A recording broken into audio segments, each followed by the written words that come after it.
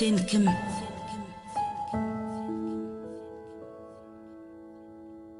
Sen kim?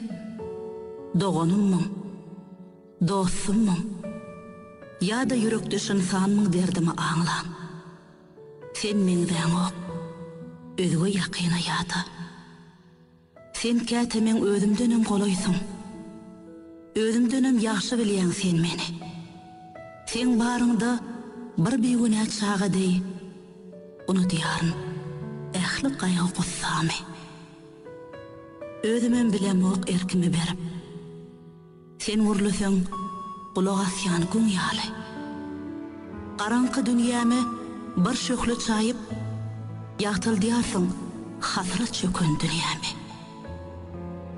Garaňkynyň girdabyndan soğurup, ak günnogo çoloýarsyň arzuwyn. Görüpmüdün, aňsçynsyz köllü, ýüzüp ýörelen ýalňyz bir gowun. Şol gowdum men, ganatlary karalan, uçup bilmän höwüründen adaşan.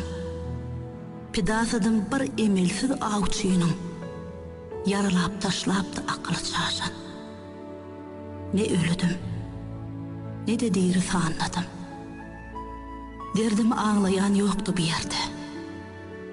Men ne bir kamile, ne de ussada, ne de kolu tuttum şilekin merde.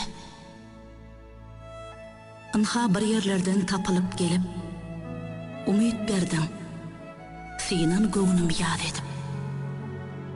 Gülküyümü qaytarıp berdin özüme, men bulan ögözün dolarım nedip. Sen kim? Doğanımmun, dostummun, ya da yürekdeşin sanmın derdimi ağlan. Sen menden o, özüge yakina yada.